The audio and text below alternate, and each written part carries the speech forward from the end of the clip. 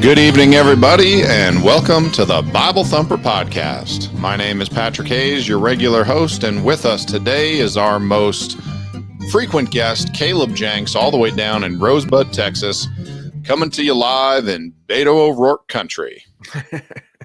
Caleb, how are you doing? Well, it's good to be on here while Texas is still a freedom-loving state. See how long that lasts. Have you and your friends all gotten together and gathered up your AR-15s and various semi-automatic firearms and brought them to Beto O'Rourke for dismantling and subsequent destruction? Have you done that yet? No, we're, I guess, not good citizens yet. Okay. You know, that reminds me, man, do you remember all the way back when Obamacare first came out and they had the mandate, you had to sign up and you had to, and I remember I was working somewhere and I was talking with a customer and they're like, oh man, and the Obamacare deadline's coming up like, in a day or two, I got to hurry up and get signed up. They're like, have you gotten signed up yet? I said, no. And they're like, really? Why not? I said, because it's nonsense and I'm not doing it. And they're like, but it's the law. And I'm like, look, we are already clearly so far apart on how we believe. Nothing I say is going to make sense to you. I don't think you understand. I don't care what the law says. Okay. You can pass all kinds of laws. When they're stupid and illegal, I'm not following them. Right. All right, so folks, today is November 6th, 2 days from today on Tuesday, November 8th. It is election day, and Caleb and I wanted to talk about the election, and we wanted to, just make fun of some of the politicians that are out there and some of the different ballot measures that are here in Colorado and down there in Texas. And then I got a little bit in the way of the Bible I wanted to talk about, and talk a little bit about just government and Christianity, the election and the philosophy, maybe a Christian should have. So anyway, if you haven't already figured out, I am the kind of fella that at the time that the harp, and the flute and the sackbut and the psaltery and the dulcimer all start playing, I am not bowing down to the image, no matter what the law says. I don't care. I ain't doing it. So warm up the oven. Caleb lives in Texas, so I think that is enough said there as far as how he believes. They are the only state that consistently threatens America with becoming their own country. All right, so Caleb, as far as the election, are you excited?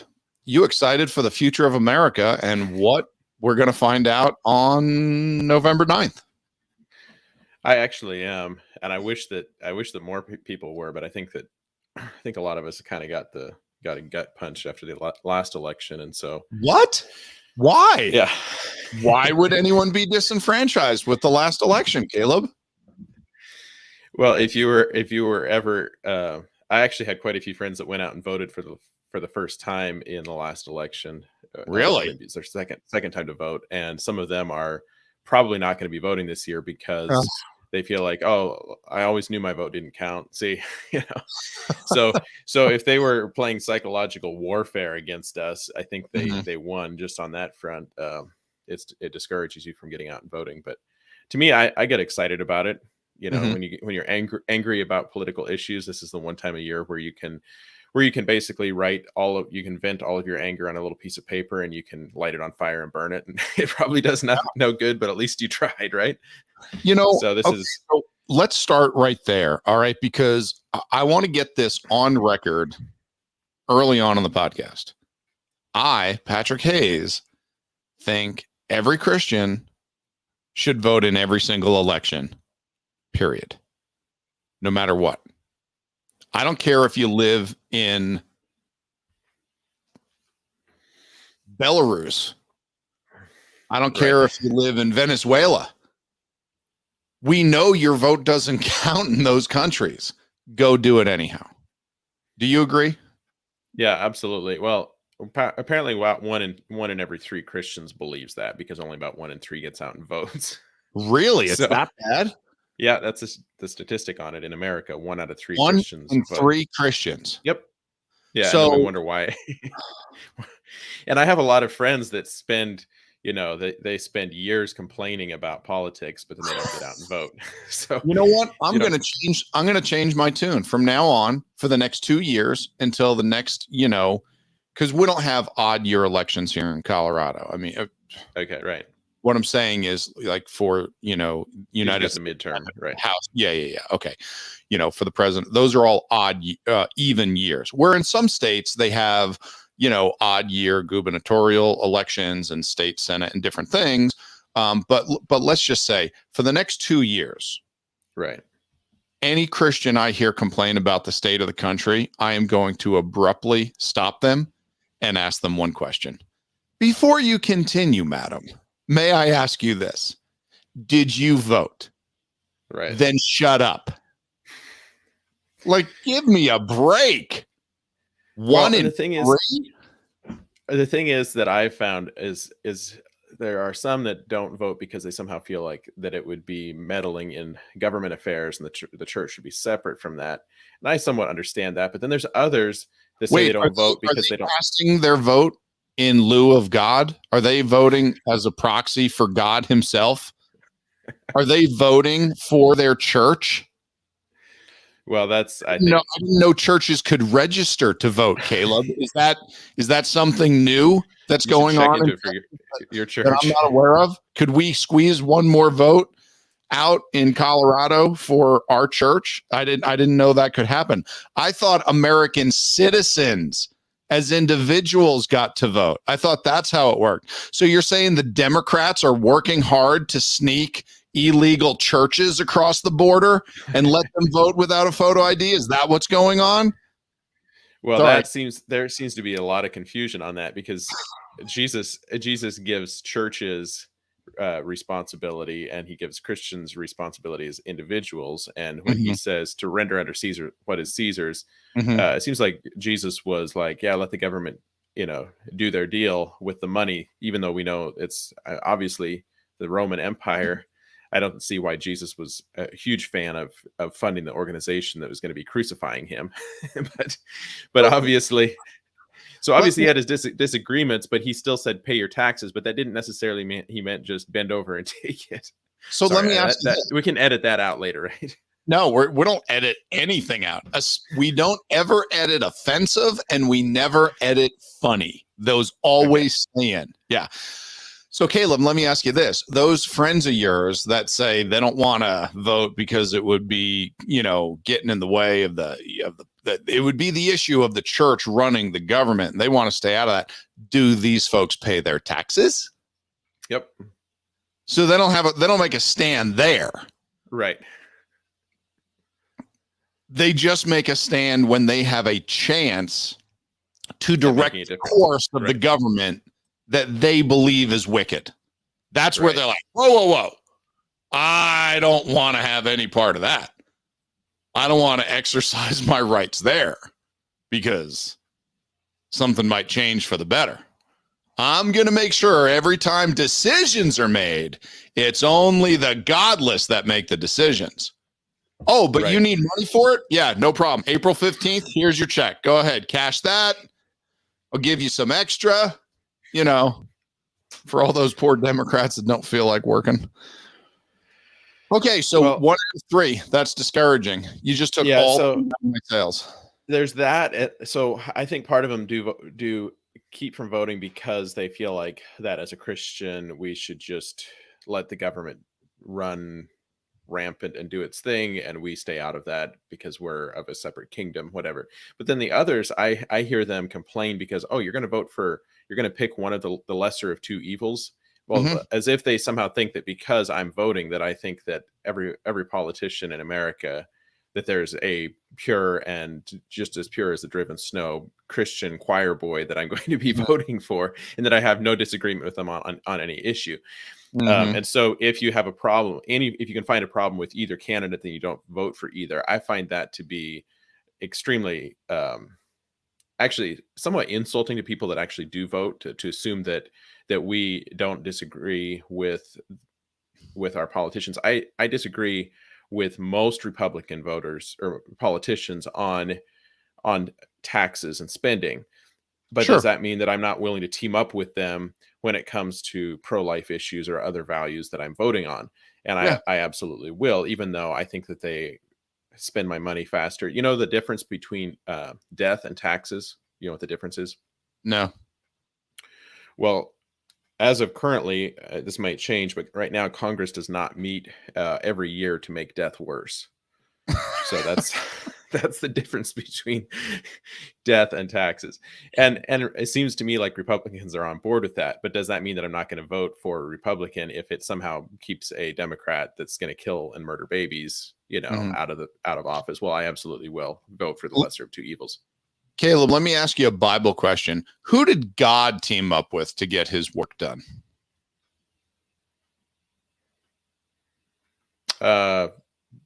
Failed leaders or failing leaders. Okay, Moses. No. Okay, go ahead. when God said to Jeremiah, to Habakkuk, when he said, I am going to punish the disobedience in the land of Israel, who did God decide to use as his hand of judgment?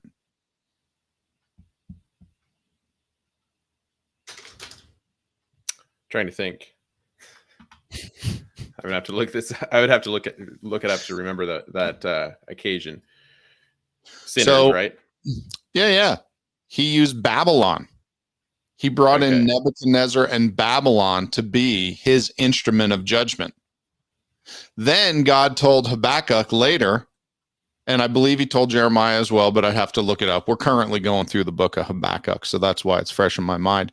He told him, he said, well, look, Babylon's really bad, and don't you worry, they're going to get theirs as well because of their wickedness. I have to punish them. And who did God use to do that?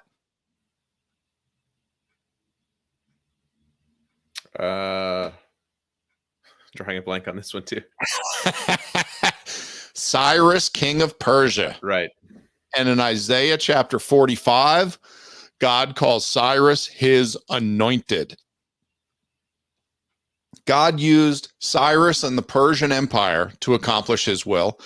God used Babylon and Nebuchadnezzar to accomplish his will. God used Egypt to accomplish his will. God used all of these wicked folks. And I hate to say it, God really didn't have a whole lot of righteous, God-loving, God-fearing, obedient countries that he could pick from to get his job done. So he's like, I'm going to use what I got. And the idea that a Christian wouldn't vote for someone because they don't believe in everything across the board, I mean, that's just nonsense. That's not what government is. We are not talking about the Garden of Eden. We're not talking about heaven and the kingdom of God. We're talking about politics. Right. Okay, but we can make an effort. We can vote and we can try to get ourselves more freedom, or we can vote and give that freedom away. Those are our options in every election, and we're going to do the best we can. Okay, so Caleb,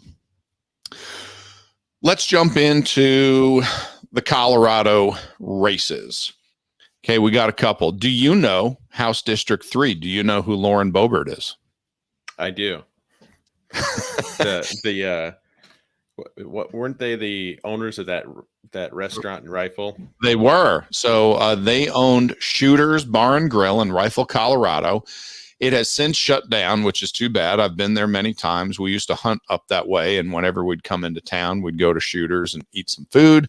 And it was a place where all the waitresses would carry a pistol on their side. And it was a pro-Second Amendment place. Lauren Boebert is a pro-Second Amendment lady.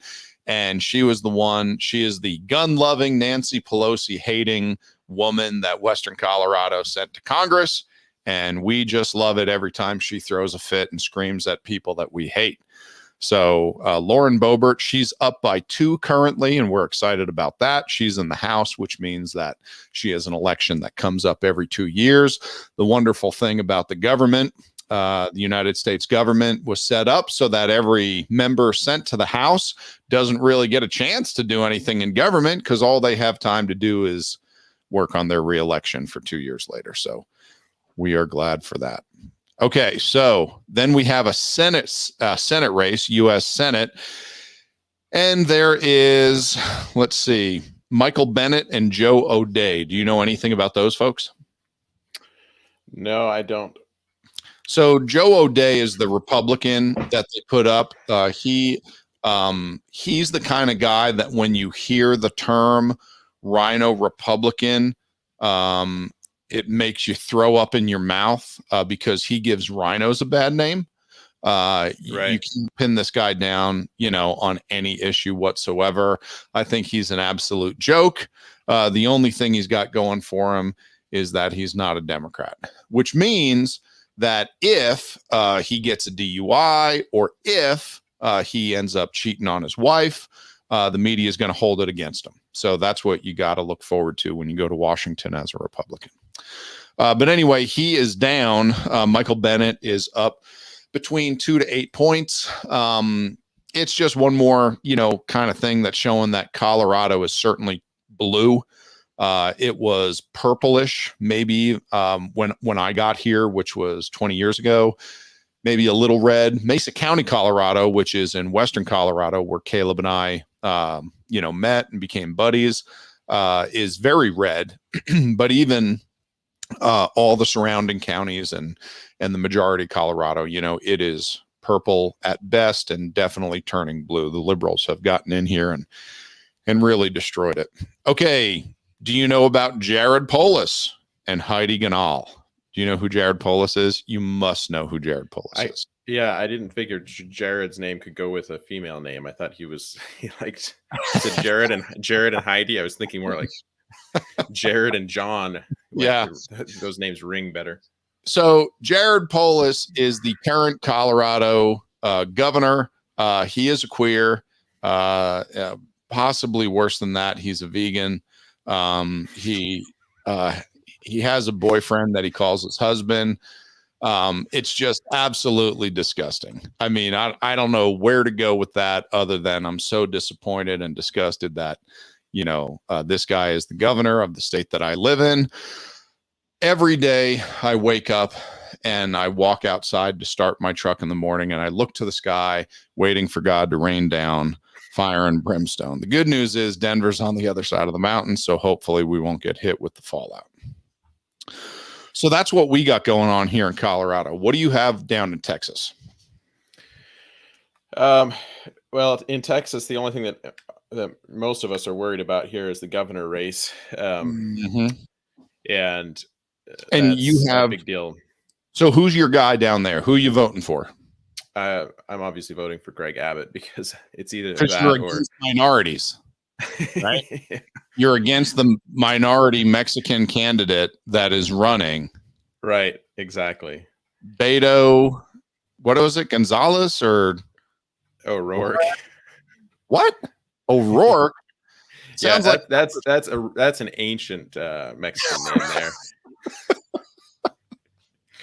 That guy put so much American patriot. He was with Davy Crockett in the Alamo. Oh man. Okay, so we got a fake Mexican candidate that's trying to grab guns, and I'm not sure he's as radical as a far leftist as they have to run. He's probably not much better than your Polis guy that you got up there. So I would probably probably do like you should have done when Polis got in office and just move out of the state of Texas. Hey, listen, there is one big difference between Beto O'Rourke in Texas and Governor Jared Polis in Colorado. You know what that is? What's that? Governor Jared Polis has won an election. That's true. O'Rourke cannot win. You cannot imagine the news that we're getting down here. There's so much fake news about how, I think maybe he did outraise on some of the recent fundraising. He's outraised Greg Abbott. Well, but when George Soros is sending you checks with 8 zeros at the end of it, it's not hard to raise money. But the news media is all basically like they're already ready to call the election because they're sure. They're sure that the guy that has lost every election he's ever run in is somehow going to win this one. I I will say if he does win, I blame it completely on Greg Abbott for Mhm. his mishandling of the COVID pandemic early on. People Yeah. were pretty upset about that. I mean, he early on he shut businesses down because of COVID. He later on reversed course, and then there was cities that were shutting down businesses, and he ended up doing an executive order overturning those other orders. So it was illegal for a city to shut down businesses or mandate masks in Texas. So eventually he came around to doing the right thing, but early on he panicked and went with the swamp on that whole mess. So I think if he loses, or if O'Rourke gets in, I would blame it on Abbott, not that somehow O'Rourke. I think there's a lot of patriots here that are really, really disgruntled with Greg Abbott, and so they may not feel like they have a lot of incentive to get out and vote, even though they don't support the other guy. And you know what? I understand that. I really do. Currently, Abbott is up between 6 to 13 points, depending on the poll that Right. you look at. So, I mean, he's got a healthy lead, with 2 days left in the election. But if I lived in Texas, for crying out loud, hold your nose, go to the poll and vote for Greg Abbott. I mean, that's an easy one. Beto O'Rourke just flat out said, we are coming to take all of your guns. And Right. you know what? I almost moved to Texas just in hopes that he would show up on my property trying to take my guns. Oh, that would have been wonderful. It was funny. He actually showed up in Rosebud to a city council meeting. This is a tiny town, 1,300 people where I live. And he showed up here to a city council meeting. I don't know why he decided to do that, but he showed up here. This was a couple of years ago. And man, there were some farmers and ranchers that were like, hey, I heard that guy's in town. Where's he at? We're loading up. We're loading up in the trucks. We're going to go find this guy. And I thought that was cool. Yeah, I thought that was funny. But apparently they must not have found him that night because he's still in the race. Alive. Yeah. Jared Polis, one time he came out to Western Colorado to meet with all the oil and gas execs to have a sit down meeting and reprimand them. Like, how dare you, drill for oil and gas and provide the natural resources that our country so desperately needs. Don't you know that we could stop all that, and fill up our cars on glitter and unicorn tears? What an idiot. Okay, so Caleb, let's see.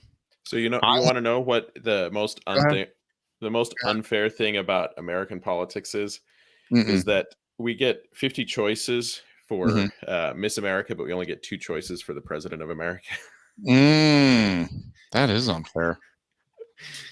They narrow it down to 2 candidates, and that's what they've done here in Texas. It's like, man, I wish that we had an option for another Republican to vote on, because in my opinion, if somebody panders to the left in office, we shouldn't be forced to have to vote for them again. But obviously we got Greg Abbott, or we got O'Rourke. Well, and we're going to get into this in a little bit, but that's one of the problems with our system. We have 2 parties. Yeah, and we have oh no, I'm losing I lost the word. What is it that we have the preliminary election to narrow it down to the one candidate? The primaries. We have the primaries, but I hate to say it, if you don't get your name behind, or if you don't get the big money coming in from the national party, you have I won't register as a Republican, so I can't even vote in the primaries. Yeah, because I refuse to become a registered Republican. Yeah, I'm the same way. I don't even have any say in those, which I've considered becoming, because I certainly don't. The only reason I would ever vote for a libertarian is just because I wanted to basically write my vote on a paper and throw it to the wind, because obviously it's not going to get anywhere. Or a Democrat. The only reason I would ever vote Democrat would be to sabotage the party. Now, do you know that I used to be a registered Democrat just so that I could vote in the primaries and pick the worst candidate to try to get them? I would have more fun doing that than registering as a Republican. there are a lot of conservative people that do that, like whole blocks of people that get together and they're like, okay, who's the biggest moron? That's probably why Biden got the nomination. Yeah, I'm not even kidding you. That's why Hillary got close. Everyone's like, yeah, vote her and, she'll get to. Could you imagine a presidential debate between Donald Trump and Hillary Clinton? She would have come out of that thing in a paper bag. Well, they had a couple of good exchanges on one debate. It was hilarious. You remember when she said it's a really good thing that we don't end up with somebody with a temperament like Donald Trump as commander in chief with the nuclear codes or whatever. He's like, yeah, because you'd end up in jail. The whole crowd erupted. It was hilarious. But yeah. Okay, so I want to play a game here. Okay. So let's see. Let's see if you can. So I'm going to read a state ballot measure here in Colorado. Okay. This one's Proposition FF. Okay. Now, I want you to stop me when you know which way I voted. Let's see how many words I need to get out. All right. Shall state taxes be increased? No, you voted no. You know that's how many words I had to read? Right. There are 159 words in that ballot measure. I read 5 of them. Oh, man. That's funny. Okay, here's a local city of Grand Junction. City of Grand Junction 2B. Okay, in case that rings a bell. Okay. Shall the city of Grand Junction taxes be increased? No. like that's like, do you want to are you suicidal? Do you want to burn your money? It's just insane. Again, 200. It doesn't matter what the reason, because they're going to have a good explanation of why, right? Don't care. Okay, the money could all go to saving orphan puppies and I could care less. That's all it took. There was another one. Grand Junction, City of Grand Junction Proposition 2A. Shall the City of Grand Junction lodging tax be increased? No. Okay, so if you need to read more than those 10 words on the ballot measure, I'm just going to go ahead and say you're an idiot. Right. Or you're on welfare. If you're on the government dole, sure, maybe you'd read further than that. But Caleb, who on earth is stupid enough to vote to raise taxes on themselves? Right. And it blows me away that this stuff gets passed all the time. But the reason is so many of these things, do you want to know where the taxes come from specifically? What type of taxes are they raising money on? I would say property tax. Property tax. That's the number one thing they raise. Okay, so it's the easiest one to affect. Of course it is. Right. Because the minority of people own property. So if you work a job and you rent, you're thinking to yourself, what do I care? Right. Oh yeah, let's build a new high school. That sounds wonderful. We'll just spend $50 million on a new building that, kids can come in and sell drugs in the, most high-tech, wonderful, newest, cleanest, beautiful building in the city. Wouldn't that be wonderful? Man. Yeah. So with I just was looking at some of these candidates that you have in Colorado. So I'm pretty much the same way when it comes to most candidates. Some of the big ticket ones, I'll actually look and see kind of their voting history or whatever on a voter guide. Yeah. But when you come to like Michael Bennet and Joe O'Dea, I guess those are the two that are running against each other here. Yeah. I was looking over a voter guide here. Well, there's a whole bunch of these, but the one, it says that the Democrat agrees with males and being in female sports. Like, I don't have to look at any of the rest of these to know that this guy is exactly. Yeah. I mean, and then you go across the line and you see that he's, of course, So this one here, infants born alive require life-saving care for infants born alive after failed abortion. He disagrees with that. Yeah, no. What? So, Save their life in a hospital? There was we can't afford that. Right. So there was a time in this country where there was some Democrats that were actual decent, respectable citizens, human beings that I would have had no problem voting for. But we've come to a new low with the Democrat Party that in order to get any airtime on the platform, you have to be a radical, far left, evil. Like, I personally don't see how somebody can vote Democrat and call themselves a Christian. I just don't see how that can possibly be a thing. Caleb, nowadays, the Democrat Party is a race to the bottom. It is a race to idiocy. It's unbelievable. They try to one-up each other with a new stupid idea that trumps all other previous stupid ideas. It just blows me away. Like, I am always thinking like, wow, that's it. That's about as far down the line as we can. Oh, wait, nope. Sorry. I turned on The View. They came up with a new one. Like, it absolutely blows me away. Every time I turn around, they come up with something worse. Yeah, some new stupid idea. They're like, of course boys should be able to compete against girls and girls sports. And I'm like, really? Right. Because there was a reason that we divvied it up in the Olympics a long time ago. But nope, they just, that's what we want to do. Of course, all the dads who spent all the time and money and energy practicing with their daughter to, see her tennis serve or her track and field time, they're like, does anyone see a problem with this? That, we're going to, so all of a sudden, and that's what we're going to be up against right around the corner. If the world allows it in the Olympics, it's like, oh, okay, well, basically the country that's going to do the best is the country that's going to have, the largest number of lefty, pinko, commie, monster Frankenstein tranny weirdos. And they're going to be like, oh, yeah, look at that. We had, a bunch of dudes that cut off their junk and decided to go wrestle women in the Olympics. And lo and behold, we got 8 more gold medals. That makes sense, right? Everyone's good with that. I mean, that seems legitimate. It's the emperor's new clothes. No one is willing to stand up and be like, you guys are morons. Like, do you understand that? That's what I liked about it. That's what I liked about Trump is he didn't mind calling it like it was. Yep. I just have a feeling he would appreciate this podcast.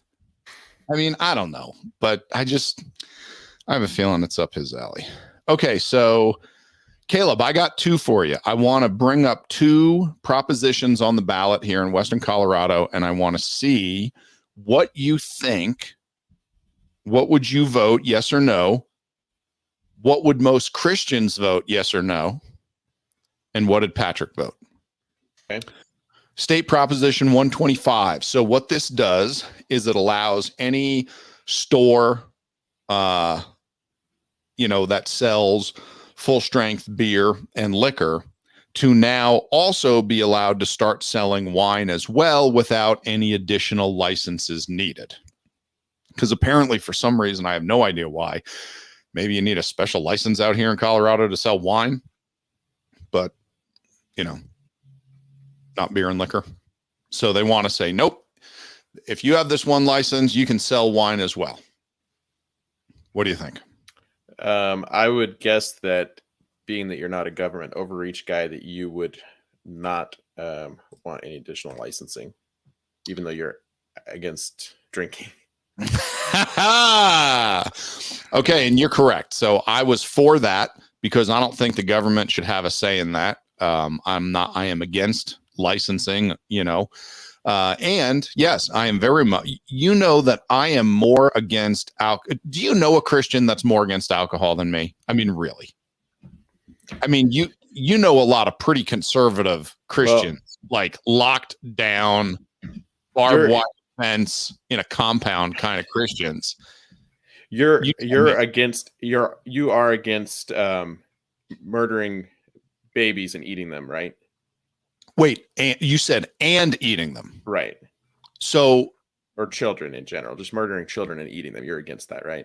I am both against murdering children and babies, and I am also against eating children and babies. So I want to make this clear.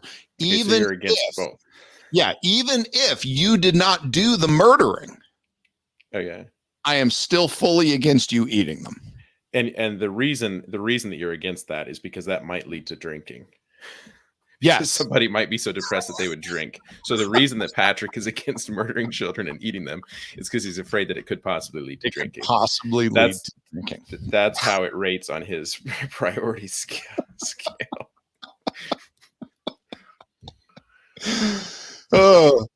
But the reason I bring this up, and okay, so let me go with another one. Okay.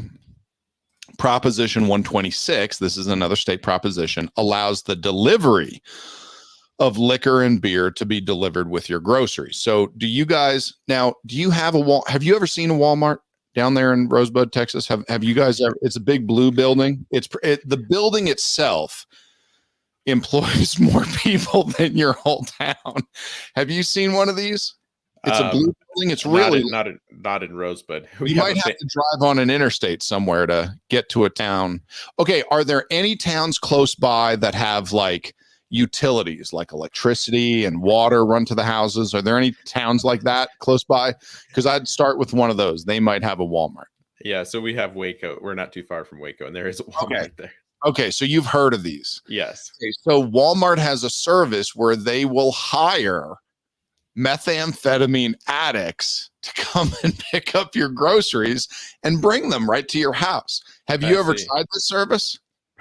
No, I am not exaggerating with the caliber of people that will pick up your groceries. Like my wife tried it once because it was like, it was the new thing. And we're like, holy cow, it only cost like, I don't know, like $15 for the month or something. And people are going to bring the groceries. And for a family where the mom has 6 kids that she has to have in tow when she goes to the grocery store, it's like, yeah, $15. Are you kidding me? That's totally worth it. The first car that pulled up, it had a crying baby. It had a grossly obese and underdressed, mom in it, missing teeth. It had a dog in the back that was like barking and trying to get out. And she pulls up and I happen to be home that day. And I legitimately said to my son, I was like, go get my gun. And she pops her trunk and grabs the Walmart bags. And I'm like, wow, sweetie, cancel the service. We're done. You are driving to the store, baby. I mean, it was so insane. Okay.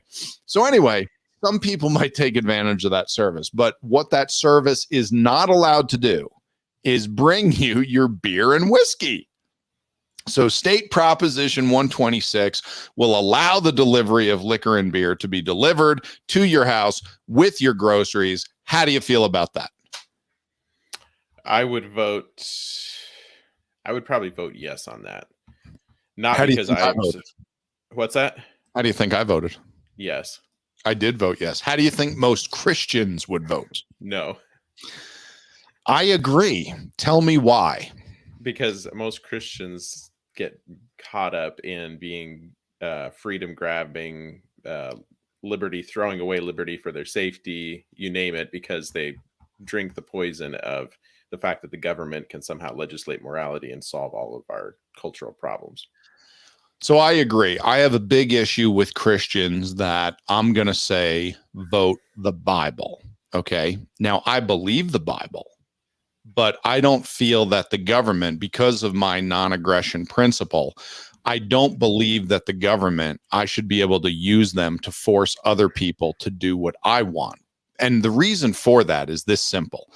If we are okay with that, then wait until the other side gets the majority. What do you think they are going to force you to do? So I am okay with voting to get the government to force people to be more free. That's what I'm okay for. Right. Even if I disagree with the freedom, Unfortunately, you have to force freedom on a lot of people in America. So that's my issue. So I find myself voting for things where I got to hold my nose sometimes because I totally disagree with the behavior. But the fact is, I cannot bring myself to vote for whatchamacallit, stealing freedom from people, especially in a case where God does not even call something a sin. Okay. And God does not have a punishment for it.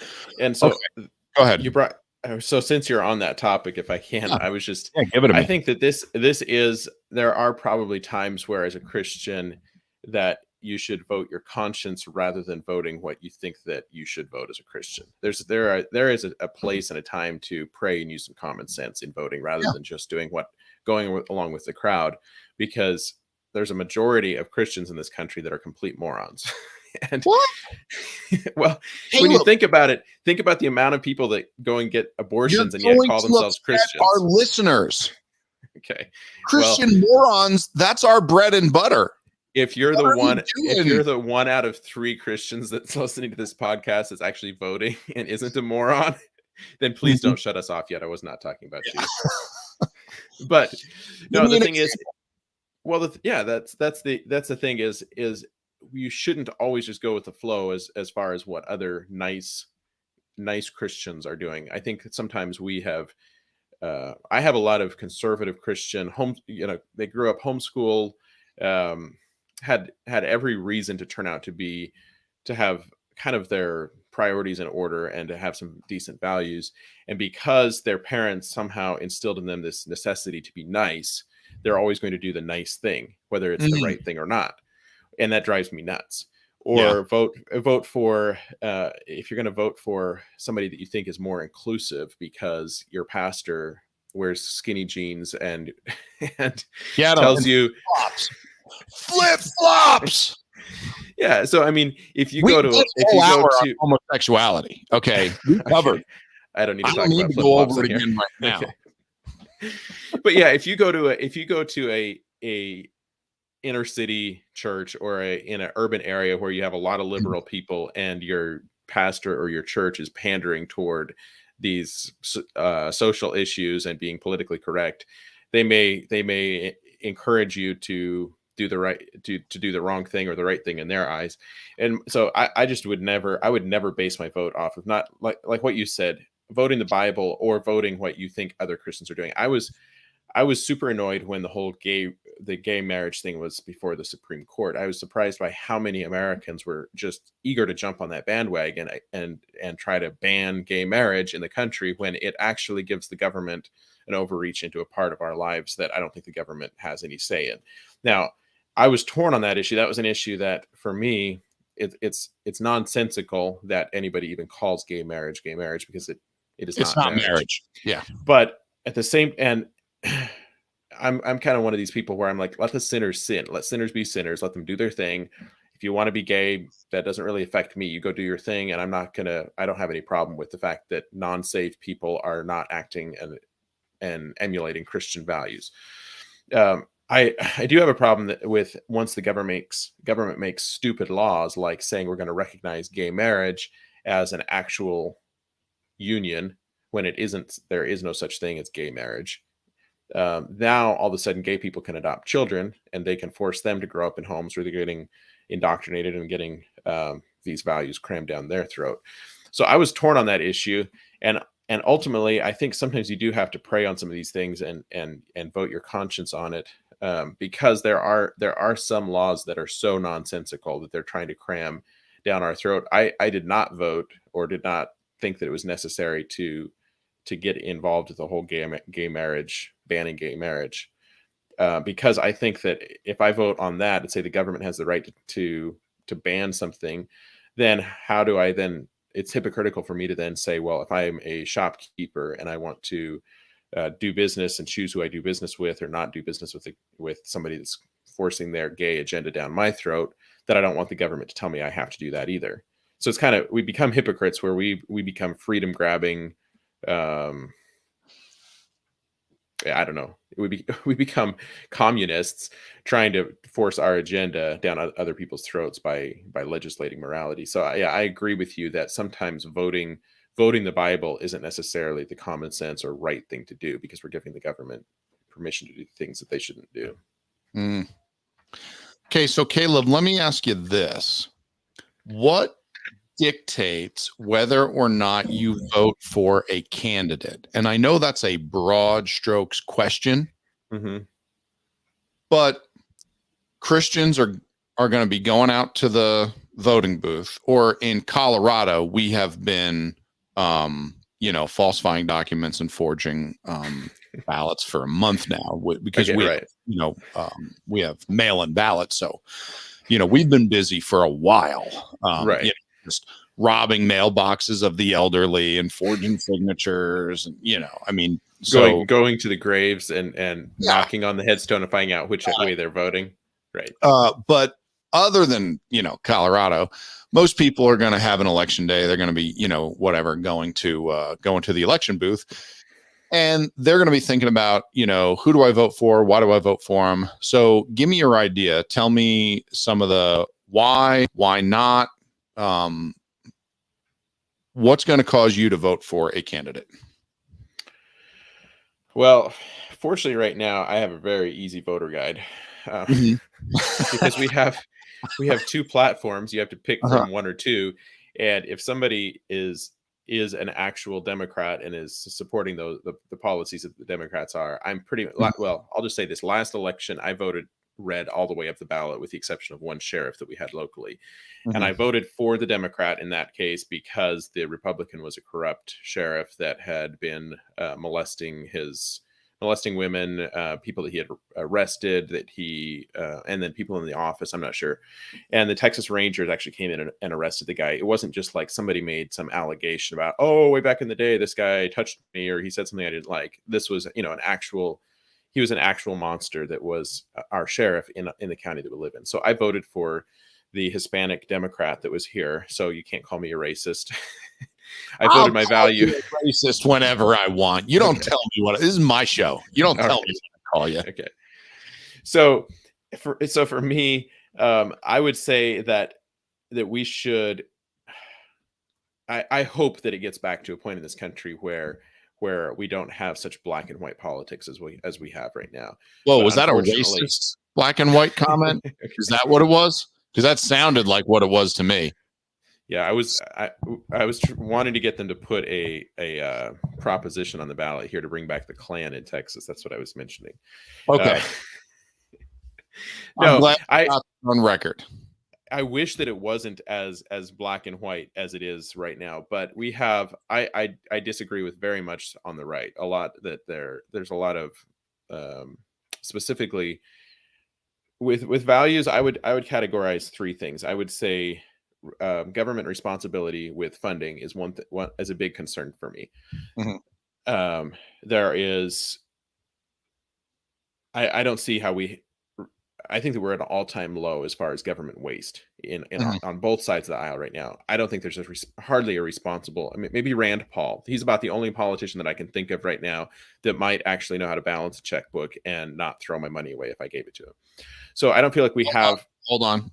You mentioned his name. Moment of silence. May he live forever. Please continue. Aside from Rand Paul, we have some Republicans that can stand on the Senate floor and they can give a fiery speech about freedom and whatever, and then they can turn around and they can vote to raise our taxes, and they vote on these stupid projects where they throw money away. And I just think that right now there is no fiscal responsibility in government. So for me, that would be a big one for me, but I just don't really even care about it right now, because it's like, well, they're all throwing my money away. So what good is it going to do on that? So that to me ranks fairly low. And now as far as moral values, that does rank pretty highly for me. But I would say personalities, I don't look so much at personalities. I don't get wrapped up in the hype around somebody's personality and trying to look over every single vote that they ever had right now. If they stand on the Democrat platform, I mean, I don't know why we have some people like Liz Cheney still in the Republican Party, unless she's just there to sabotage it. But she's a far leftist, in my opinion. But we have it as easy as it could ever be right now. I just vote straight red all the way up the ballot, because I cannot stand anybody that would come out and say, "Oh yeah, I want to be a part of the party that says that we should allow transgender people in the bathrooms." I am going to be with the party that says that we should have abortion, and I'm afraid that people are going to forget, now that the Supreme Court ruled the way that it did. I'm afraid that there's going to be Christians that forget all the politicians that were supporting that, because I don't know if that's going to be as big of an issue in this election now, because people are going to be, oh, that's taken care of, and then they go ahead and vote for the Democrat that was supporting abortion just because they hate Trump or hate somebody that liked Trump, or whatever. So to me, I think that I don't understand people that get all wrapped up in voting for somebody based off of their personality. There's a lot of people that hate Trump because of his personality. I don't care about Trump's personality. He says some things that I don't like, but does that mean that I would ever vote for Joe Biden over Donald Trump? And I know a lot of Christians, Republicans, that voted for Joe Biden because they hated Trump. And I just think that sometimes we become too wrapped up in our emotions. So I would just separate your emotions from it, try to stick with the facts. And right now it's pretty easy, because you have an evil platform that is the Democrat Party, that is all out evil on every moral issue. They're on the wrong side. So it's easy for me. I just vote Republican up the ballot. No, and I think you're right.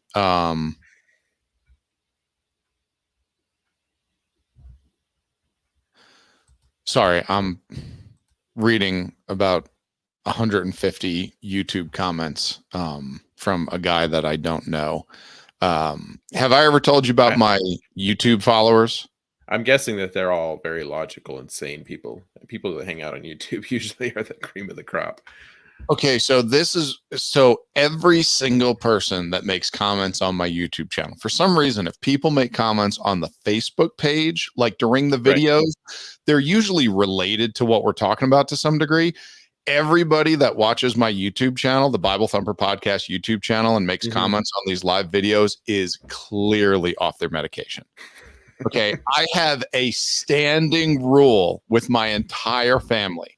I say, here's the deal. If we are ever out in public and someone from my YouTube channel introduces themselves as a follower of the Bible Thumper Podcast on YouTube, I am going to draw my gun and empty the magazine into their chest, and I want my wife and children to run for cover in any direction, because they probably are holding an explosive device. Is this commenter still watching right now? Oh yeah. Okay. Well, hello, mister. Yeah, they're still going. Do you have some pieces of some nuggets of wisdom that they've shared with us there that you want? No, this stuff would break the internet. Okay, I see. This is edgy for the internet. Okay, so anyway, pulling it back to what we were talking about here.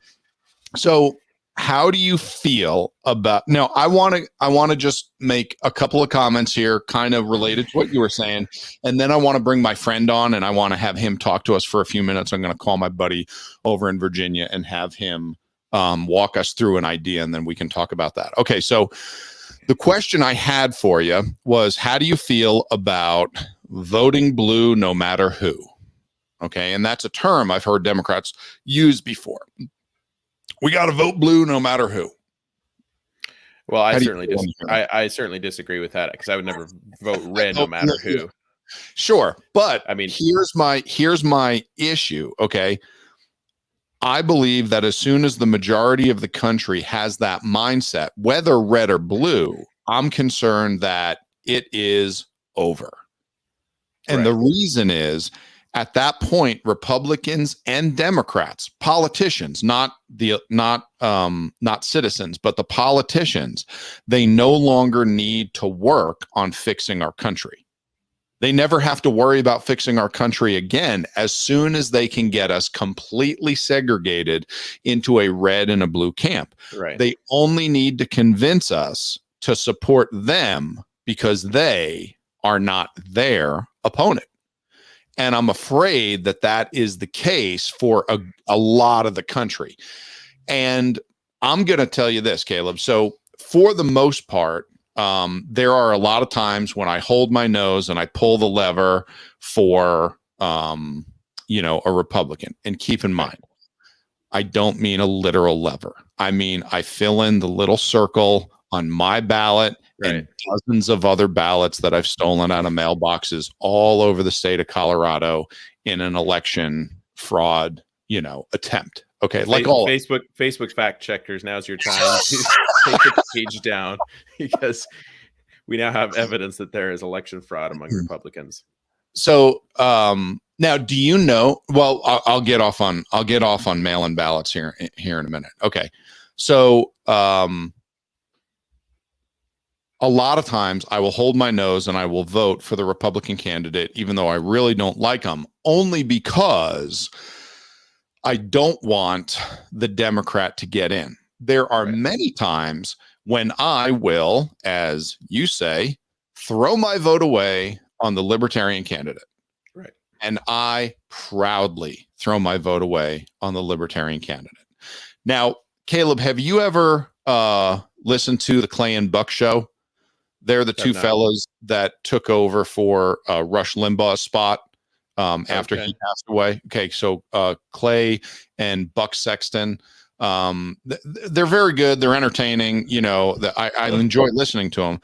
And keep in mind, they have like 8 to 10 million, listeners every day. So, I mean, we're in the same, ballpark, Bible Thumper podcast, but they're doing a little better. Have they reached out for an endorsement yet? No, I'm still waiting. We got 2 days till election day, So, but anyway, they very overtly make fun of, anybody who is going to, quote, throw their vote away for a Libertarian candidate. And here's my problem. I cannot anymore, in good conscience, vote for rhinos to go to Washington and just do what the Democrats want. I've done it so many times. We've seen it where the president, the House, and the Senate, all Republican, still did not overturn Obamacare. I mean, at this point, it's like, guys, no matter what you say, you go to Washington and you vote to spend more money every single time. Yeah, you'll make some token tax cuts to try to show everyone, that you are really conservative, but it's nonsense. Right. They're not doing what they're supposed to. They're not cutting spending. They're increasing it all the time. They're increasing the size of the government. They're not fighting against the central power and authority of the federal government and trying to minimize that.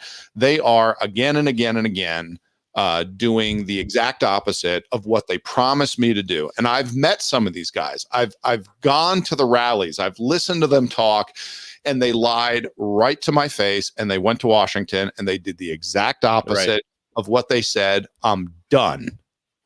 Now, I don't think that Patrick Hayes's vote is going to change anything, but I absolutely will not vote for Joe O'Dea. And I didn't. I voted for the Libertarian candidate, Brian Piotr. I had him on my podcast. I met him. I met his wife and his kids.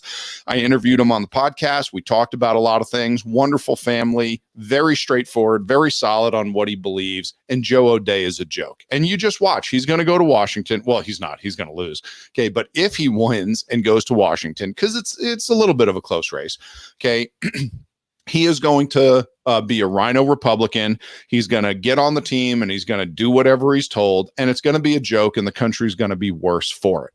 Right. At some point, we have to stop sending rhinos to Washington. And there's plenty of folks that are going to vote Republican until the day they die. You already early voted? Yeah, I mailed in my ballot.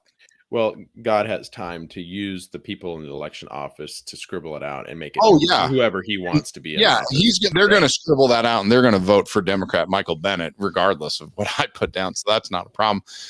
Now, did you know that my mail-in ballot was not counted? Really? Yeah. How? My mail-in ballot is never counted. Really? Yep, because I take my mail-in ballot and I just make a squiggle. I don't even try to make it look close to my signature, and I send it in to see if they're actually checking and comparing signatures or not. You want to know if mail-in ballots work? Go ahead and just make a squiggle and mail it on in, and if they accept it, they are not checking signatures. It is a fraud. So here in Mesa County, they actually check the signatures, and mine is nowhere near my signature. And then they mail me something and they say, hey, we got this. Was it you? You need to prove that it's you with these steps. And then I do everything correctly and I sign it properly and I send it back. And then they email me and they say, okay, we got it. You were counting your ballot. Huh. I do that every year to make sure you got it. And I know people all over the state that do that. And 9 out of 10 of them, ballot goes right through. Nobody asks a question. Really? Yep. So you see, the problem is that you can go to massive apartment complexes. And what you can do is the week after all the ballots are mailed out, just go to the dumpster. You're going to get thousands of ballots in that dumpster. Nobody cares. Nobody's voting. You can gather them all up. You can fill them all out. You can squiggle lines on them, and nobody's checking signatures. Wow. Yep. That's the problem. Okay. So yeah, my concern is that at some point, and I believe we're there now, Republicans and Democrats no longer need to work on fixing the country. All they have to do is convince their supporters to vote for them because they are not their opponent. Okay, Caleb, before we start getting into the Bible verses and kind of like what Christians need to do, I wanted to call my buddy Mitch and have him on here and have him explain the theory of the 4 boxes. You got a minute for that? Yep. Okay, I'm going to call Mitch. This is the first time we're calling someone on the Bible Thumper podcast. So it's ringing. Mitch is expecting our call. Hey, Mitch, are you there? I'm here. How are you? Good, man. Hey, you're live on the Bible Thumper podcast. You're with Caleb down in Rosebud, Texas, and you know me. So I told Caleb we were going to have you on to explain the theory of the 4 boxes. So before you get going on that, Caleb, I knew Mitch Martin. He was on staff at a church. He was an assistant pastor up here in Grand Junction. And I know him and his family, and you know they're good friends of our family, and we stay in touch. They got a bunch of kids, and they've just been a huge blessing to us. So they live out in Virginia now. They live close to Washington and the swamp. And anyway, Mitch is a lot closer than you do. That's for sure. Yeah. No, that was a way better introduction than what he gave me about you before you came on. You never believed the things he told me about you before you came on here. Since we spoke about this for about an hour and a half ago, I went online and found the quote in the Life and Times of Frederick Douglass, who wrote in 1845. He was a black man, and in his biography, he talks about fighting for establishing citizenship for the freedmen that were the blacks that were freed from the Civil War. He says, from the first, I saw no chance of bettering the condition of the freedman until he should cease to be merely a freedman and should become a citizen. I insisted that to guard, protect, and maintain his liberty, the freedman should have the ballot, that the liberties of the American people were dependent upon the ballot box, the jury box, and the cartridge box, that without these, no class of people would live and flourish in this country. And this people now the word for the hour with me, and the word to which people of the North willingly listened when I spoke. Hence, regarding as I did the elective franchise as the one great power by which all civil rights are obtained, enjoined, and maintained under our freedom of government, and the one without which freedom into any class is delusive, if not impossible, I set myself to work for whatever force and energy I possess to secure this power for the recently emancipated millions. So it's become 4 because we talk about just the Richard John Newhouse wrote The Naked Public Square, and he was talking about the sphere of communication among people and influencing ideas, and that You put forth your idea, and it stands out in the pathways of public discourse, and that these boxes, so to say, have become practically restricted through politically correct rules of free speech and big tech and media kind of shadow banning and censoring different ideas to try to control the narrative, and we lose the amount of influence that we would want to have to feel like our ideas may have the same impact potential as opposite ideas because of the ideologies of those that are trying to control. So as I'm painting the picture that this idea that the soapbox has been compromised, and then we talk about the ballot box, and people take different opinions about how much election fraud there was or is, and but I find it to be very discouraging. I hear what people think, but I don't know if that's going to turn around to win an election. So in my own being, I get frustrated. It's not going to work.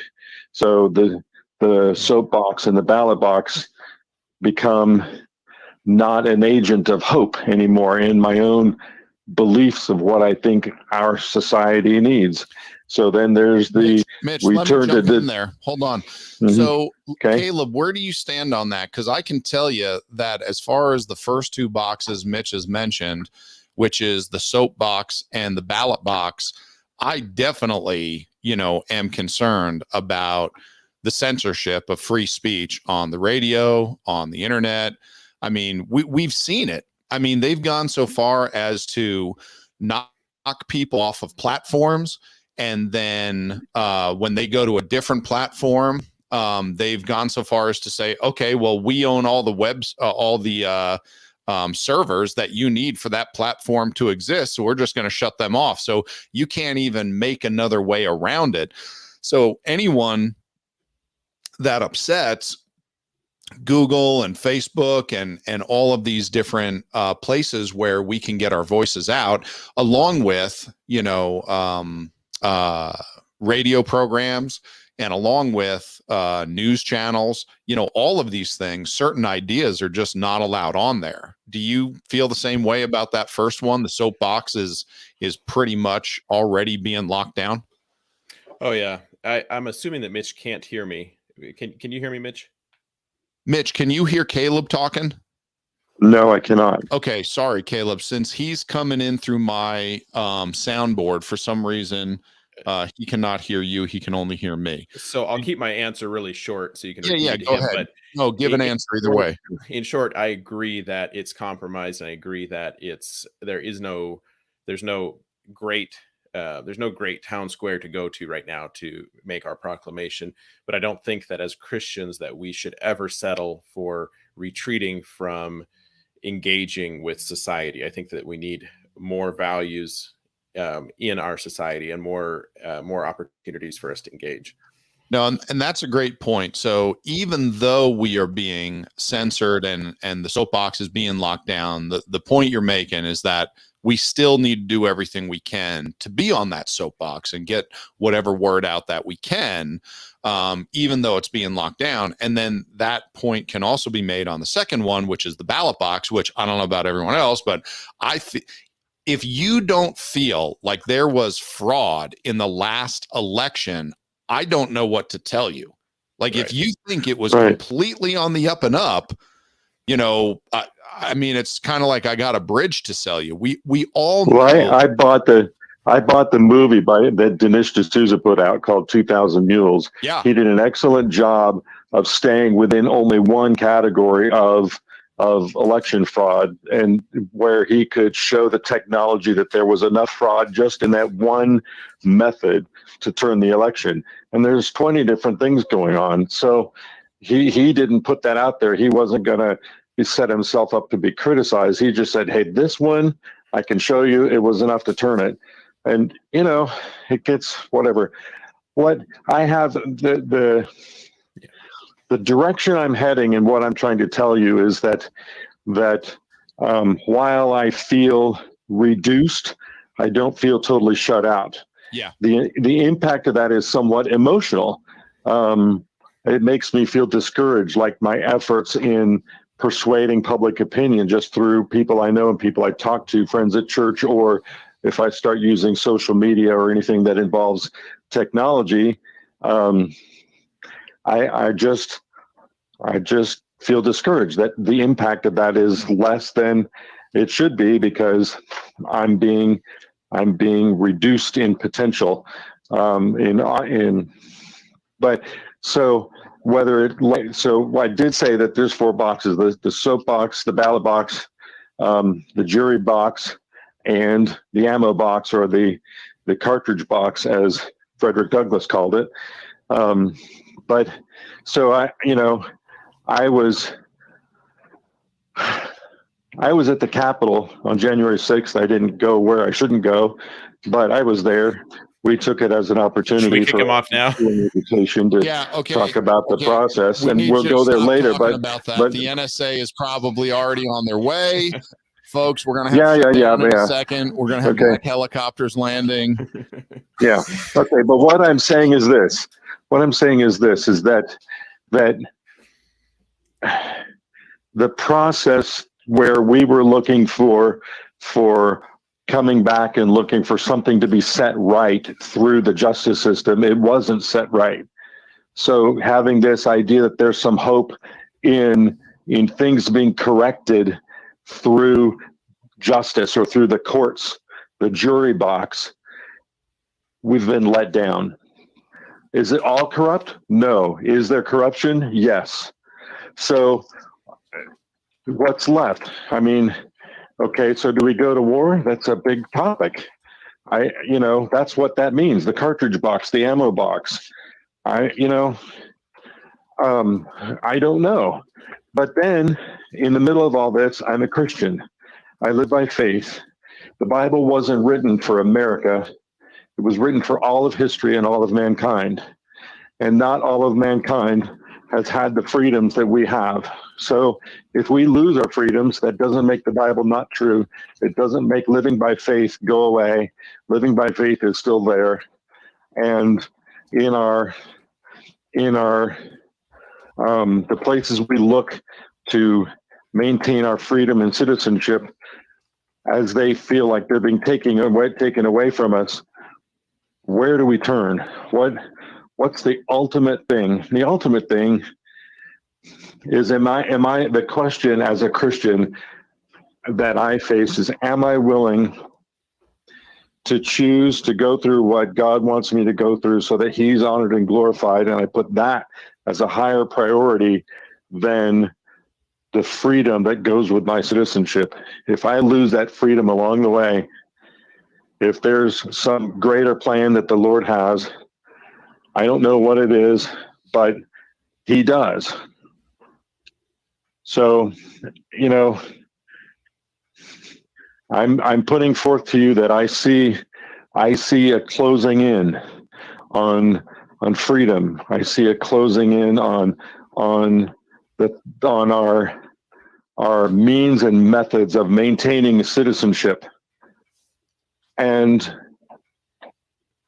while it's discouraging and it makes me somewhat fearful, or it makes me, looking in the direction of being a prepper,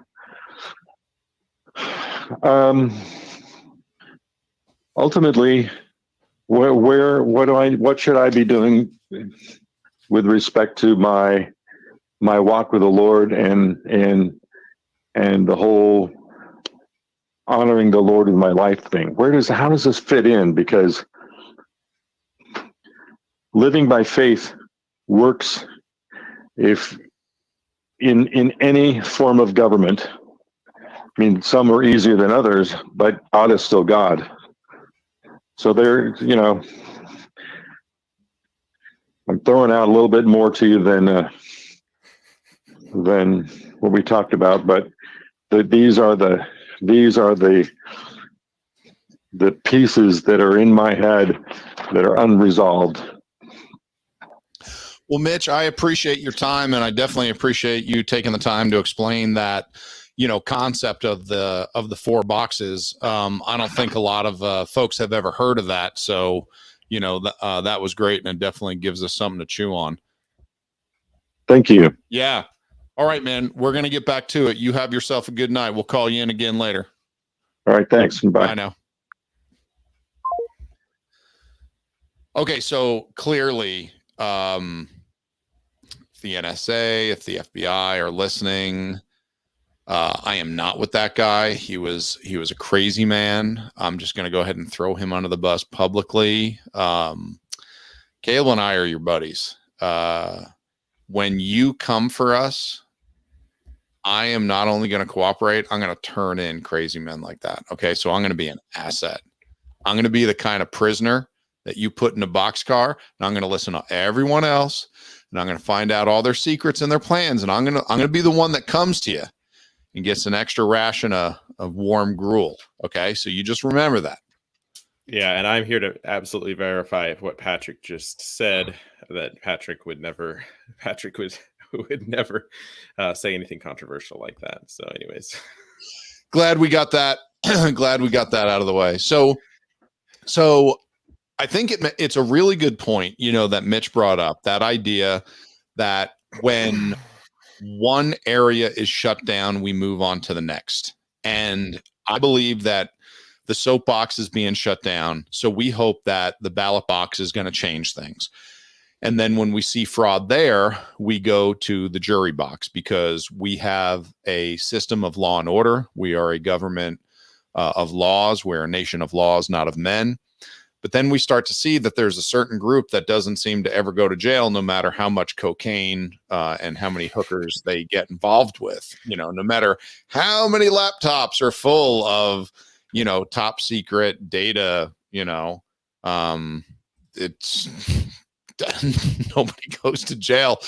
So then you start to lose hope in the Justice Department. And what unfortunately tyrants never understand until they are marched out into the town square by Robespierre. They never understand that there is a point where everybody's had enough, and nowadays that last point is the ammo box. And the fact is, there's a lot more of us than there are of you, so what we all want is for America to return to being a nation of laws. We want it to be a place where we can have free and fair elections, and my guy loses. That's fine. My guy's not always going to win. Okay, but we can't put up with the fraud forever. Right. So that's the problem that the American citizen runs into. Now, the question that I have for folks, and Caleb, what I want to bring up to you is, where does the Christian fit into that idea? And how is that different?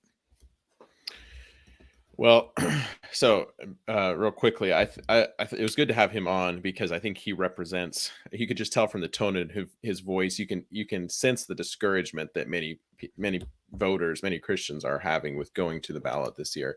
Oh yeah, and I understand, but at the same time, I have to look at it, and I agree with everything that he said as far as those different squares, as he put it, the ballot box. The Justice Department is clearly compromised. You look at what happened there's plenty of election fraud evidence, and the Supreme Court wouldn't even look at it. The Supreme Court had multiple opportunities to look at it, and they didn't even look at it. So then do you say, well, the Supreme Court we have lost faith in the Supreme Court? Well, at the same time, there was also some big wins in the Supreme Court this year on gun rights and abortion that nobody would have ever dreamt of even happening. I mean, a few years ago, I was at a March for Life in Washington, D.C., and that was like a pipe dream that eventually we'd actually get the Supreme Court to overturn Roe versus Wade. So that was a huge victory. And so I am hopeful. I understand the discouragement, and I understand why people give up hope. And I thought he gave a good a good representation just of a lot of the friends that I have that I've talked to that are probably not going to be voting this year because they're discouraged.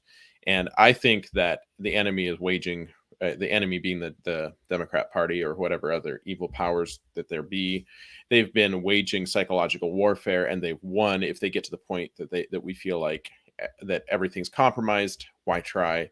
And so if they can get Christians to sit this election out, that's a big victory, because I do believe that evil has reared its ugly head in this country to the point that there are a lot of common sense and moral people in this country that are fed up with it and ready to make a change. And I think I'm hoping for a red wave in this election.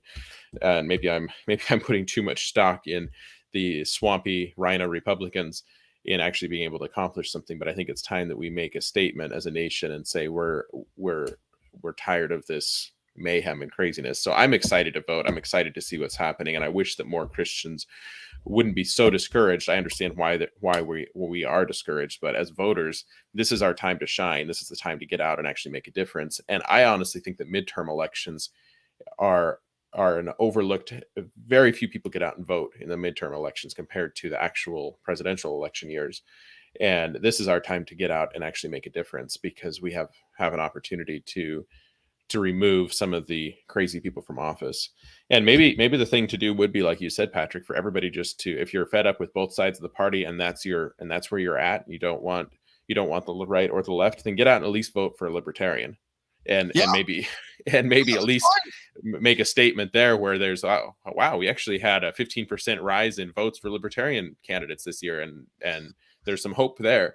I don't know what the answer is, but sitting it out and just rolling over and playing dead and saying, I'm discouraged, I don't like what's happening, so I'm not even going to vote. At that point, like I said, I don't think we should retreat from engaging. No, absolutely not. And Mitch just texted me, and something he reminded us of is that he still has hope and he's still voting. And Caleb and I obviously still believe in the soapbox, because we get on here. I mean, what are we doing right now? We're trying to get, messages out. We do believe in the ballot box. We are going to go and vote. I do believe in the Justice Department. I do believe in law enforcement. I do believe that there are a lot of people with integrity. The problem is that we've seen the FBI abuse their powers. We've seen the IRS and the law enforcement wing of the IRS abuse their powers. We've seen the Justice Department not only under current Merrick Garland, but also under Bill Barr. He could have done something about the election fraud. It was his job, and nothing was done. The Supreme Court did nothing.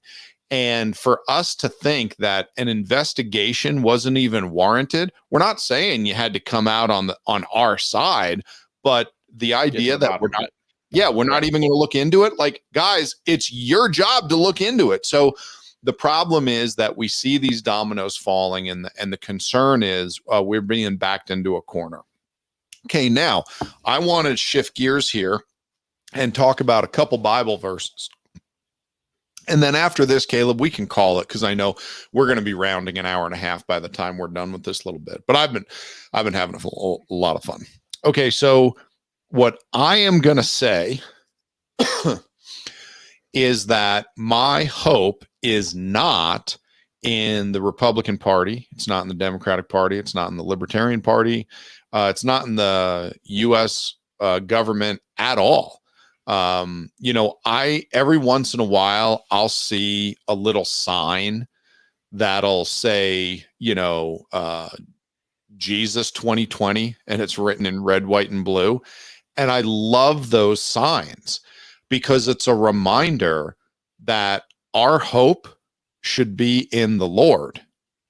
And I am going to use the soapbox. I am going to use the ballot box. I am going to serve in the jury box. I have lots of ammo boxes, but my hope is still in the Lord. And what I don't think enough people are doing is taking this idea seriously, that nations rise and fall based on the Lord. When Benjamin Franklin was in Congress prior to the Constitution being written up, and there was a stalemate, and everyone was getting upset, and everyone was ready to give up and go home and just forget the whole thing. And Benjamin Franklin rose up and he said, and this is a terrible quote, but he said, if God governs in the affairs of men, and the longer I live, the more I am convinced of this one truth, that God governs in the affairs of men, and if a sparrow cannot fall to the ground without our Father's notice, it is unlikely that an empire will rise without his concurring aid. And that was him referencing the portion of scripture in, I believe it's Matthew 7, it's 5, 6, or 7, where God talks about how he cares about our affairs. And God knows when a sparrow falls to the ground and dies. Right. A sparrow is the most worthless bird there is. You can't eat a sparrow. You can't do anything with a sparrow. Okay, it's just a total waste of time. And it says that God the Father in heaven notices when a sparrow dies and falls to the ground. And if that's the case, then countries don't rise and fall on their own. And he suggested that every time Congress get together, that it be opened up in prayer. The idea that we need to beseech the Father for help if we are going to run a government. And they started that very day. They said, we're going to pray for this country. And from that day until this, the United States government has hired and has someone on salary who opens up every session of Congress with prayer. And I think a lot of people have lost that and they've forgotten that. And the Bible says in 2 Chronicles 7:14, and this is just, such a wonderful verse. It says, if my people, which are called by my name, shall humble themselves and pray and seek my face and turn from their wicked ways, then will I hear from heaven and will forgive their sin and will heal their land. And we know who that was written to and the time that it was written, but I think that is apt for God's people at any time. God says that we have 4 things we need to do, and God will do 3. We need to humble ourselves and pray and seek his face and turn from our wicked ways. And then God promises to hear us from heaven and forgive our sin and heal our land. That's what the Christian needs to do. I am 100% hopeful of a red wave. I am 100% sure that red wave will be a total waste of time because Republicans are a joke. Right. They are rhino nonsense, Democrat appeasing pansies that will not stand up and set their purse down and take off their dress and put on the big boy pants and vote the way they're supposed to. So I know that they're going to drive this country right off a cliff if they get elected. But I'm still hopeful, and I'm still going to go out and vote. But what I know for sure, I am 100% positive that the way America survives is through the Lord. We have to get on our knees. We must fast. We must pray. We must beg God.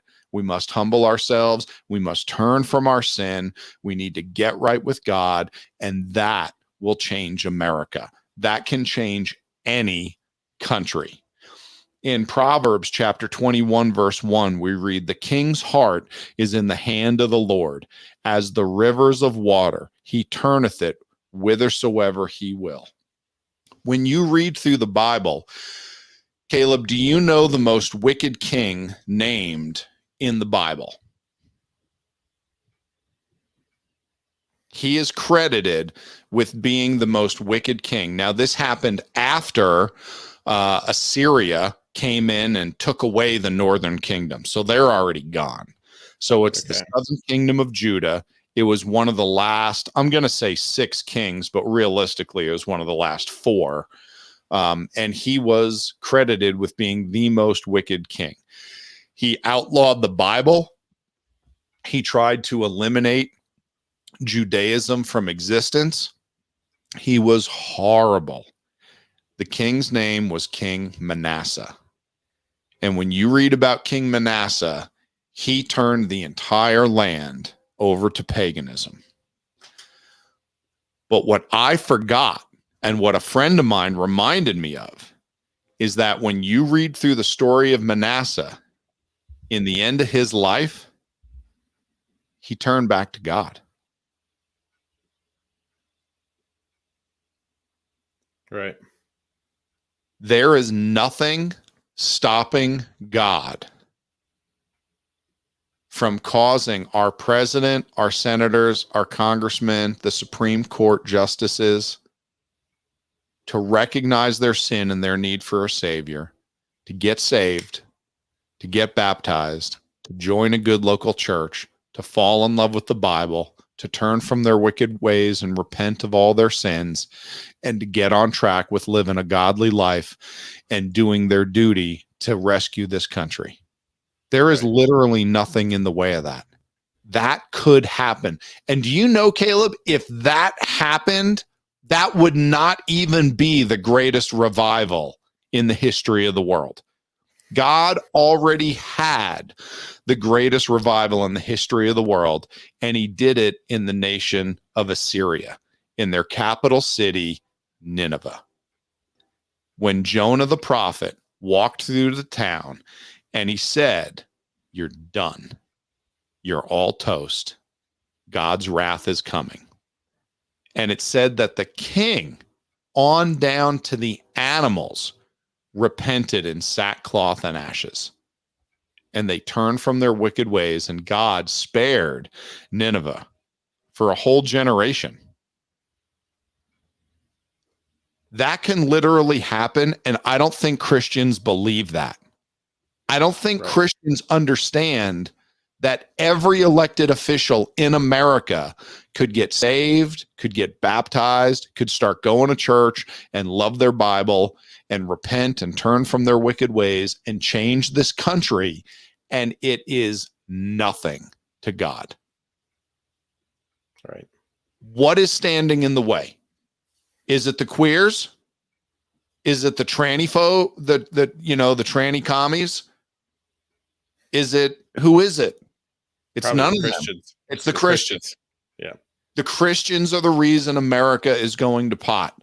We refuse to give up eating food for a whole day and set aside a day to pray. We refuse to give up our sins. We won't give up the drugs or the porn. We won't give up, the lying and the cheating at work. We won't give up, whatever sins are keeping us from living a righteous life. We won't get up early and read the Bible and pray with our families. We won't take the Bible and God seriously. And America, it shows. Yeah. It's the Christians that have destroyed America. It's not the Democrats. Well, and our churches are bringing up our future politicians. A lot of politicians that we have in office right now grew up in church and in Christian homes, and yet they have no moral compass and no regard for God's law. I think what you bring up there, if there was no good that could come from us praying for our leaders, the Bible wouldn't tell us to pray for our leaders. Yeah. So obviously there is God has his hand in affecting things that happen with our leaders, just like he does in our own lives. In Job chapter 12, it says he makes nations great and destroys them. He enlarges nations and disperses them.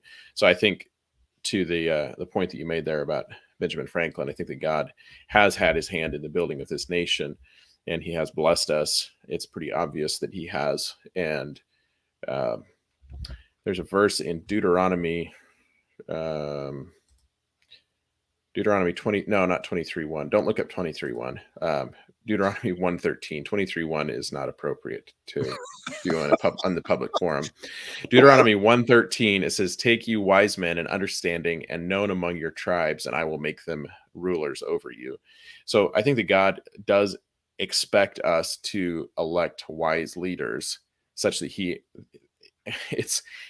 I hate to say this, and I see this in the church sometimes. It's not like that.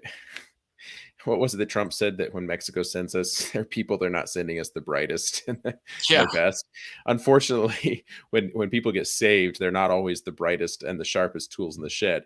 And so obviously, if we can elect leaders that seem to be wise, then it seems like they have a mind that God can affect and speak to if they're intelligent. I'm sorry to say this, but Joe Biden has kind of past his prime as far as being able to use wisdom and logic, and God being able to get a hold of him. It would take. Where am I? What's going on? Oh man. Anyways, I was listening to him give a speech the other day, and he was rambling on about something about guns and gun rights and deer, people going hunting and the deer not wearing Kevlar vests, and why do you need ARs and whatever. And I was thinking about it. Well, actually, that's the point with the Second Amendment was never about hunting deer in the first place. Our Second Amendment rights were to be able to take over. That's that fourth soapbox there as far as the ammo box is concerned. And that to me should always be the last resort. But we have a right in this country to defend ourselves against a tyrannical government, which I think the most American thing that I've seen. I'm going to implicate myself here on the January 6th thing. I was not there, but I think it was the most American thing that I've ever seen start to unfold. The fact that they only took selfies and broke a couple pieces of glass was very disappointing to me. I don't think we raise real men in this country anymore. When you look back at patriots in this country, the Tea Party and different people that have actually accomplished things, they didn't do so by sitting around and being good citizens that didn't cause any problems or break any laws. So yeah, I think that is our last resort. I hate to see us go to civil war. Sure, because it's messy and it's terrible, and absolutely, we should try absolutely every other option. But once they take that off the table, once that option is off the table, we're done. We're gone.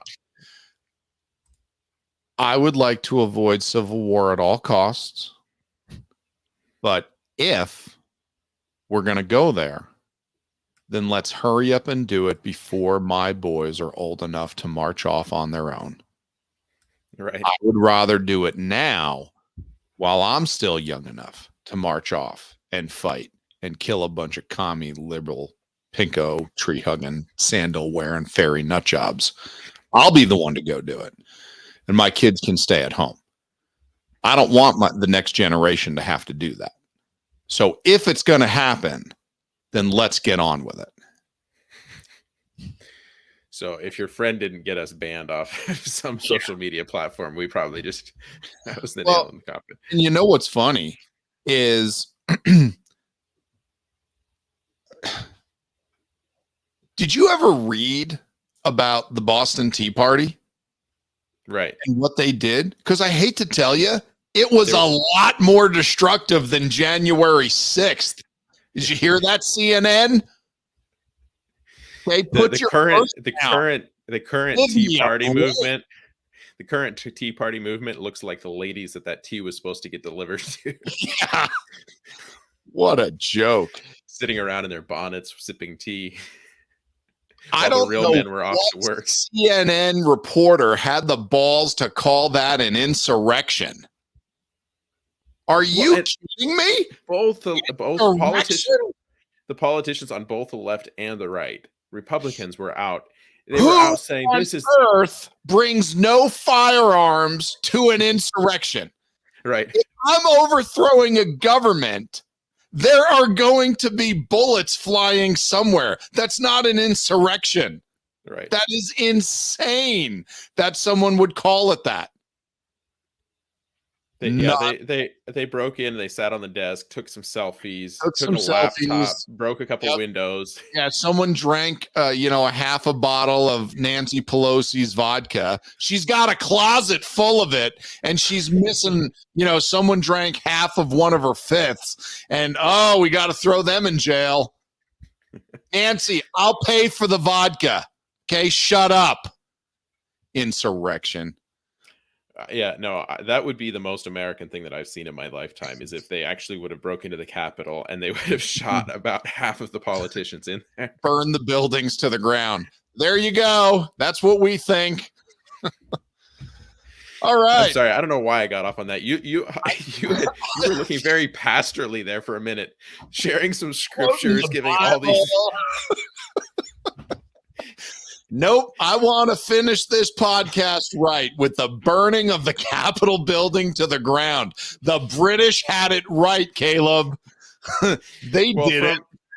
My last statement on here is that from a Christian perspective on this podcast, the Bible Thumper, we do not approve of political jokes. No. We've seen too many of them get elected. So yeah. Oh, okay. So as it is, as we said, I just want to make the point that far too many people put way too much stock in the elections and politicians, and we all need to get all hot and bothered about sin. Okay, we all need to be passionate about our Bibles. People get so mad and so out of whack from the political party on the other side, their opponents. And it's unbelievable the amount of sin that we let into our house and let into our lives and see day to day. And we're just like, well, whatever. Caleb, you can't even watch a television program. Like literally every television program in Hollywood is playing the game, Count the Queers. Like, how many episodes of a new show that my wife and I try to watch can we get through without just having the queers rammed down our throat? And it's like, oh, wow, look at that. We made it 10 whole minutes on a show, you know, without some dyked out butch lesbians making out, you know, and ruining the whole thing. Wow, that was great. We got 10 minutes of television in before I threw up in my mouth, you know, and it just ruined the whole night. That's what we're up. It's can't we get bothered about sin anymore? When did Christians all of a sudden start getting bothered about politics and elections and forget about, do you know how much God hates sin?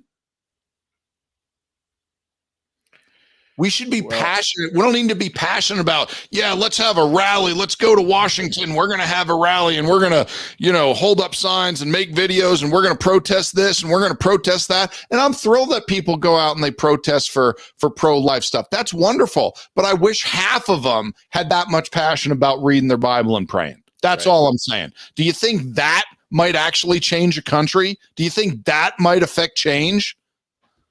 Right. Yeah, no, I say my hope is in the Lord, but I'm also hoping that whatever plan that they had with the jab for population reduction, I've noticed there seems to be one demographic of society that went for that more so than the other. Yeah, the liberals, the Dems. They're kind of sabotaging themselves because was a Bible Thumper listeners.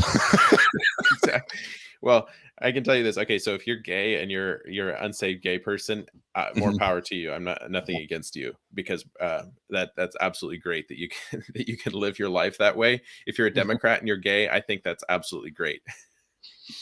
I'll tell you what. Your children, I don't have to worry about your children whether they're going to be Democrats or not. So in a way, it's self-sabotage. Because they're up to an agenda that isn't practical. I mean, they're trying to figure out a way to convince me that gay men can be pregnant and have babies, but so far I'm not convinced. I'm not convinced their children are going to do well at the ballot box. No. So in some ways, I look at what's the direction this country is headed in, and I feel like that we're starting to actually see the logical conclusion of the road that we're headed down, and the dark is getting darker and the light is getting lighter, and it's easier to see right from wrong. And I really, really hope that there is revival in this country and that people get sick of the sin that is rampant in our culture, and that the church wakes up and decides to stop trying to be a nicer, cleaner version of the rest of society, but that we actually have revival and we allow God to there to be a rebirth. People get saved and actually start. It starts in the homes and in the churches, and that's where we can pray and make a difference.